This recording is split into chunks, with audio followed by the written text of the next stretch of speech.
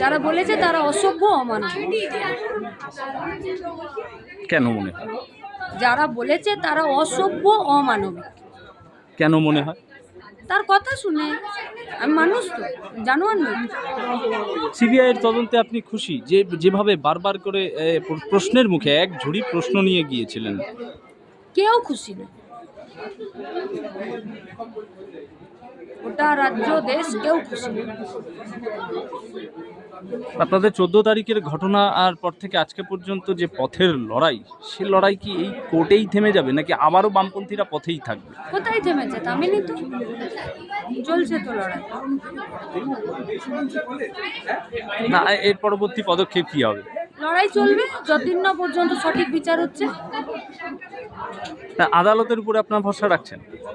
রাখতে চাই, বাকিটা ওনারা ঠিক করবে। এই যে বামেদের আন্দোলন বলছে বারবার যে বামেদের আন্দোলন, ডাক্তার জুনিয়র ডাক্তারদের বাম বলে দাগিয়ে দেবে, এটা কিভাবে দেখেন? উনিদের সাজা চাওয়াটা যদি বামেদের আন্দোলন হয় তাহলে সবাইকে এই আন্দোলন করা দরকার। এই যে জাগরণের কথা বললেন, আরজিকর তো একটা শেখালো এক জায়গায়, সেখানে চক্রান্তকারীর মুখপাত্র হয়ে গেল তার মা বাবা। তিলোত্তম মা বাবার কথা বলছি, এভাবে কি বলা? তুমি বিচার করতে পারো, আমি বিচারে বসিনি।